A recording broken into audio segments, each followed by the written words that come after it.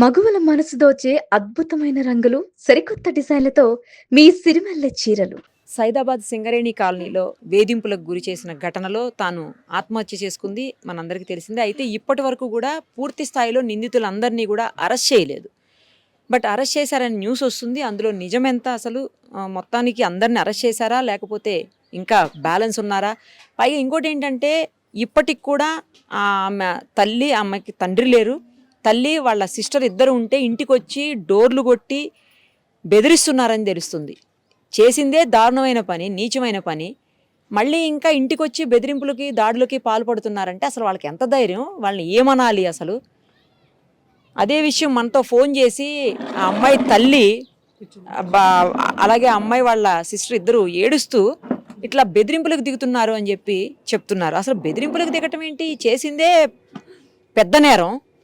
మళ్ళీ ఇంకొకసారి ఇలాంటి వాటికి పాల్పడడం అనేది ఇంకా అత్యంత ఘోరమైన విషయం. మహిళా సంఘాల వాళ్ళు మాత్రమే వీళ్ళకి సపోర్ట్ చేసినటువంటి పరిస్థితి. ఇప్పటికీ దాదాపు 17 రోజులైంది అమ్మాయి చనిపోయి. బట్ నిందితులను పూర్తి స్థాయిలో ఇప్పటికీ ఇంకా అరెస్ట్ చేయలేదు. తల్లి ప్రస్తుతం మనతో పాటు ఉన్నారు. ఒకసారి ఆమెతో మాట్లాడదాం. అమ్మ, ఏంటి అరెస్ట్ చేశారని వార్తలు వస్తున్నాయి అందరినీ, నిజమేనా? చేయలేదు మమ్మీ. మేడం ఇక్కడెక్కడే మమ్మల్ని తిరిగి చంపేయాలని ప్లాన్లో ఉన్నారు.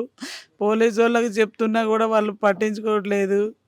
ఎన్నిసార్లు చెప్పినా ఇంతే ఉంది. మేము గతంలో కేసులు పెట్టినా ఇంతే ఉంది. మా పాప చనిపోయినా కూడా ఇంతే ఉంది. మాకు న్యాయం జరగట్లేదు.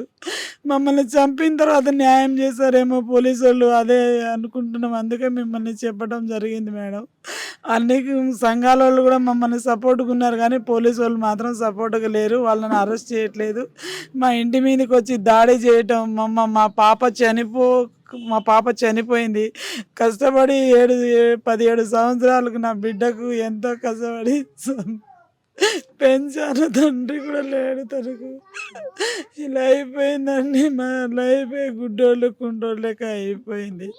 నా బిడ్డ సినిమాలో హీరోయిన్గా యాక్టింగ్ చేద్దామని అయిపోయింది. హీరోయిన్గా చూడాలని అనుకున్నాను మేడం. నేను ఆ లోపల ఇట్లా జరిగిపోయింది నా పాపకి. రాత్రి పూట డోర్లు కొడుతున్నారు, మీరు బయటికి రండి అంటున్నారు. ఎవరికి చెప్పలేని పరిస్థితి ఉంది మేడం. వాళ్ళని అరెస్ట్ చేయండి అంటే పోలీసు వాళ్ళు వాళ్ళని అరెస్ట్ చేయట్లేదు. ఎవరికి చెప్పినా మాకు న్యాయం జరగట్లేదు. ఎవరికి చెప్పుకోవాలా? మా దగ్గర ఎక్కడైనా వెళ్ళాలంటే కూడా డబ్బు లేదు. మా పాప ఉన్నప్పుడు బ్యాంగిలో ఏదో రొట్టెలో కూరనో అమ్మేసి మమ్మల్ని రోడ్డు మీద తీసుకొచ్చి పెంచేది. ఇప్పుడు ఏ పరిస్థితి కూడా లేకుండా మేము ఇంట్లోనే ఉంటున్నాం. మాకు బెదిరిస్తున్నారు. కనీసంగా మాకు ఎవరు సపోర్ట్ కూడా సంఘాలు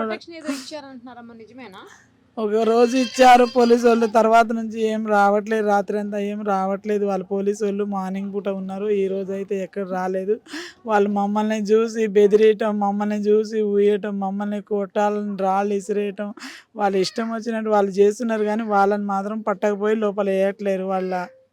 ఏం చేసుకుంటారో చేసుకోపోండి అని చెప్తున్నారు. మీ దిక్కున్న కాడ చెప్పుకోమని చెప్తున్నారు.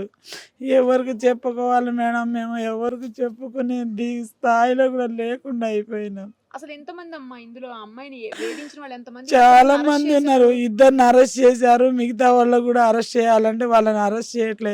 సూసైడ్ నోట్ మరీ రాసి, మమ్మీ వీళ్ళ ఫ్యామిలీని వదిలిపెట్టదు మమ్మీ, కుమార్ ఫ్యామిలీని అని చెప్పి నోట్ రాసి పోయింది. ఆమె రైటింగ్స్ చాలా ఉన్నాయి మేడం. వాళ్ళకి ఇచ్చినా కూడా ఇప్పుడు దాకా కూడా పట్టించుకోవట్లేరు మేడం. మమ్మల్ని బెదిరిస్తున్నారు, డోర్లు కొడుతున్నారు. నైట్ పూట ఎవరికి చెప్పలేని పరిస్థితిలో చచ్చి బతుకుతున్నాం మేము. మా పాప ఉంటేనే మాకు ధైర్యం. ఏది ఉన్నా ఎవరు వచ్చినా ఎవరు రాను అని చెప్పి భయపెట్టేది. ఇప్పుడు ఇద్దరు చేరి దిక్కులేని పక్షులు లెక్క అయిపోయినామండి. ఎవరికి చెప్పలేని ఇది అయిపోయినాం. ఏ పోలీసు వాళ్ళకి చెప్పినా న్యాయం జరగట్లేదు.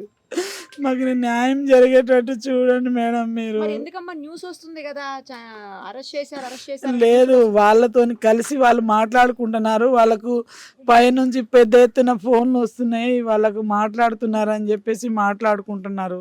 వాళ్ళకు పెద్ద పెద్ద పొలిటికల్ ఉన్నారని చెప్తున్నారు మేడం. వాళ్ళు ఎవరో ఉన్నది కూడా మనకు తెలియదు. వాళ్ళకి చెప్తున్నారు అట్లా. మేమేమో దిక్కు లేకుండా ఉన్నాం మేడం. మాకు ఎవరు లేరు.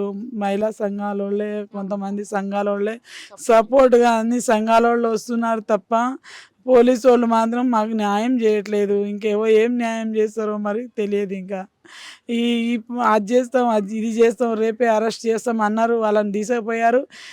2 రోజులు కూర్చోబెట్టారు, వాళ్ళని వదిలిపెట్టారు. వాళ్ళంతటా వాళ్ళకి జైలుకి పంపించారు. చాటింగ్ చేసిన వాళ్ళు వాళ్ళ తండ్రి వాళ్ళు ఇబ్బంది పెట్టిన వాళ్ళు వాళ్ళని పంపించారు. సో అసలు మెయిన్ కారకుడు అసలు కెమెరాలు వీడియోలు తీసి బయటికి పంపిస్తా అని చెప్పి పవన్ కుమారు, ఈ పూజ, ఈ రమేష్, వీళ్ళు మా బిడ్డకు చాలా టార్చర్ పెట్టినోళ్ళు. వాడొకడు వీడొకడు వీళ్ళందరూ కుమ్మకాయే మా బిడ్డని ఇబ్బంది పెట్టారు మేడం. అస్సలు ఇప్పుడు దాకా కూడా వాళ్ళని అరెస్ట్ చేయట్లేదు. వాళ్ళ ఫ్యామిలీ వాళ్ళందరూ కూడా మా ఇంటి మీదకే దాడి చేసి మమ్మల్ని కొట్టనీకి వస్తుంటే మీడియా వాళ్ళు కూడా చూశారు నిన్న. అంతగానం చేస్తుంటే కూడా కనీసంగా ఎవడు పట్టించుకునే నాదే లేదు. ఈ పోలీసులు ఎందుకున్నారు, దేనికున్నారు? ఆడపిల్లకు న్యాయం చేయనప్పుడు ఈ పోలీసులు ఎందుకండి? వదిలిపెడితే ఎవరంతా వాళ్ళు చూసుకుంటారు కదా. మమ్మల్ని మీరు జోలికి పోవద్దని మమ్మల్ని భయపెడుతున్నారు, కానీ వాళ్ళ మీద మాత్రం కేసులు పెట్టి వాళ్ళని అరెస్ట్ చేయట్లేదు. ఎందుకు మాకు న్యాయం లేదా? మేము ఆడోళ్ళం కాదా? మేము మనుషులం కాదా? మాకు రక్షణ లేదా? అంటే ఉండోడికి రక్షణ ఉంది, మాకు లేదా మేడం? మా ఆడపిల్ల చనిపోయింది, వాళ్ళ పిల్లలు లెక్క మా పిల్లలు కాదా? మేము ఎంత బాధపడుతున్నాం, మా పిల్లని మమ్మల్ని పెంచేది. ఇలాంటప్పుడు ఎలా బతకాలో కూడా అర్థం